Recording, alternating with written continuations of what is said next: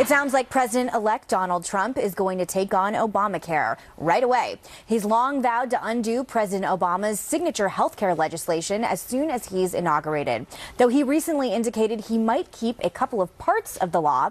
But listen to Vice President-elect Mike Pence yesterday.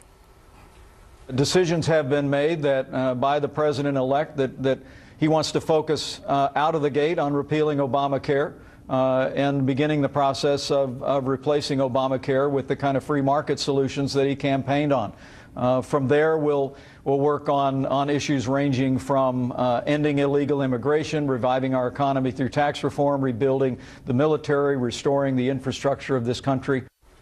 An Obamacare repeal is sure to spark a showdown with Democrats. Here's incoming Senate Minority Leader Charles Schumer. As you know, Democrats got a majority of the popular vote. Hillary did. So it's not a mandate. And when he's opposed to our values, we're going to go after him tooth and nail. For instance, we're not going to let him repeal Dodd-Frank or the rules we put in place to limit Wall Street. They're going to regret the day they tried to repeal the ACA. So when we oppose Trump on values, or if his presidency takes a dark, divisive turn, we're going to do it tooth and nail. Oh, Chuck Schumer. Okay, so Dagan, in my home state of Arizona, Obamacare went up over 100% in the premiums. It was the state hit hardest all across the nation. When people were saying that Hillary Clinton might win Arizona, this was the first thing I pointed to, and I was like, absolutely no way. Do you think there's hope that it will be repealed?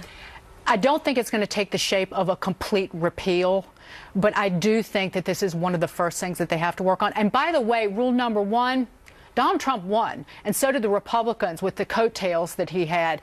He doesn't kowtow to Chuck Schumer. 150 days, they can shove through whatever they want to, and they should. And they'll start with tax reform, I think, easiest thing to do. Corporate tax reform, maybe along with individual tax reform. They got a long list of things. Immigration reform, job creation, the wall, trade pacts.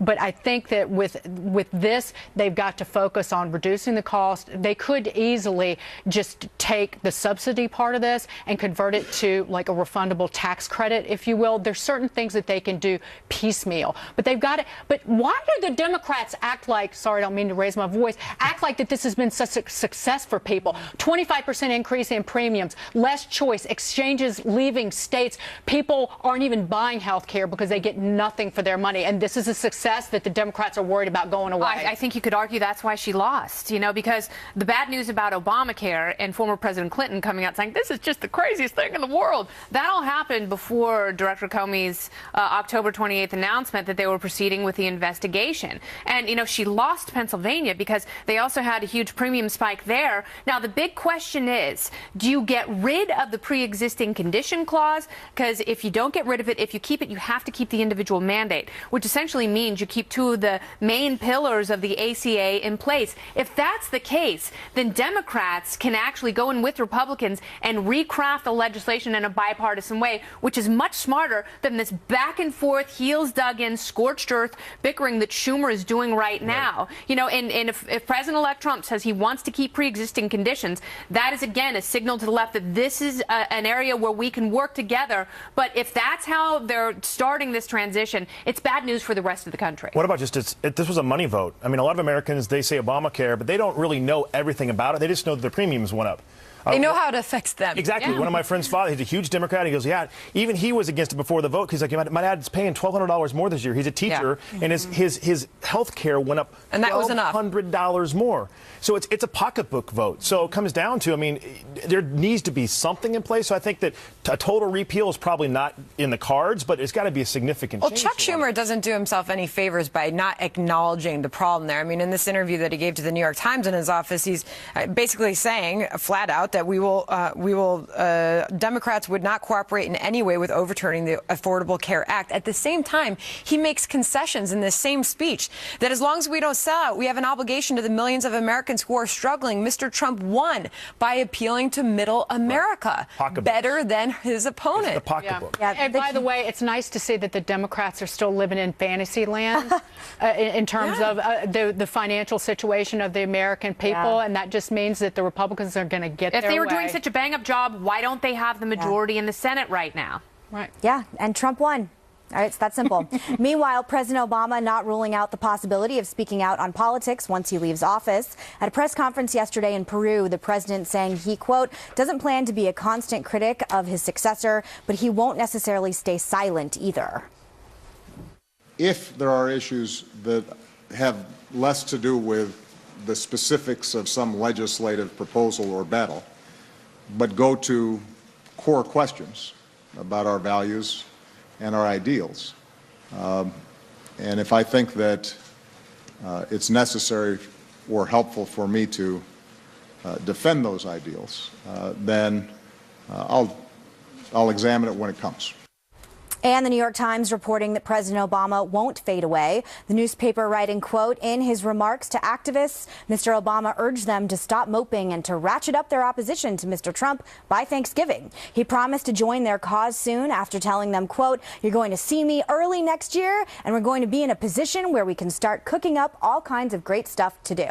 So I have this bet that President Obama is going to be the most vocal and bitter ex-president we've had in modern history. He's going to be the polar opposite of how respectful President Bush has been to his legacy. My favorite thing is he's like, I'm not going to talk now, but I'll talk after Trump is elected. That's like 60 days from now. It's okay, like 2 months from now. Just follow me on this, because either we have to elect really, really old people to the presidency so we don't have this problem, so we don't have decades of blathering, or, and I know this would have profound repercussions for the Supreme Court, just park President Obama on the Supreme Court for the rest of his life. Then he's going to be so busy doing that high-minded jurisprudence that he can't tweet us your thoughts. Not enough spotlight if you're on the high court. Exactly right. You can't run your mouth. You park your enemies. You just have to hope. I mean, we haven't really had a lot of, in my lifetime, I'm trying to think about, President Carter's come out a few times and been controversial.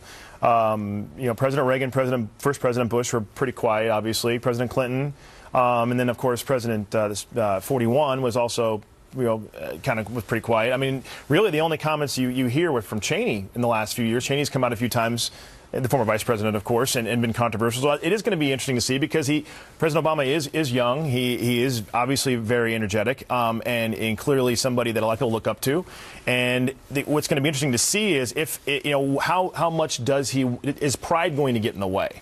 Is it going to be a point where he doesn't want his presidency to be torn down, and he's going to do what he can? Because he came out so strong. Right after Trump's victory, he came out and tried to unite the country and say, give the guy a chance. Right. Even if you don't like him, you don't believe in him, you don't like his values. He started out strong, and now why are we here? People forgot he had the Democratic Congress. Yep. And they got nothing done. And so it's going to be interesting to see. They got the ACA done, and it's falling apart. The ACA, yeah, but that's... I thought that President Obama had learned from Bush 43 in terms of treating the current president with grace and care and respect by saying nothing.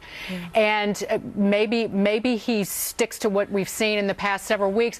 But again, he wants to be a star. I've said all along, I think he wants to have a talk show. So you have a reality show star who becomes president, a president who becomes a reality show star. Wow. You never know. Wow. Hey, but by the way, he could be outnumbered one day. As somebody who's dated a lot of people, bitterness is a terrible cologne. Whoa. He needs to go park himself in a shed. I'm glad I'm in the middle. I have a buffer between us. All right. Officials from more than 20 cities vowing to defy President-elect Trump on immigration. Should these cities get away with ignoring federal law? Mr. Trump's team now responding. Plus, the latest on 4 officers shot in 3 states in a 24-hour period, as we get heartbreaking details on one of the officers targeted simply for being a cop.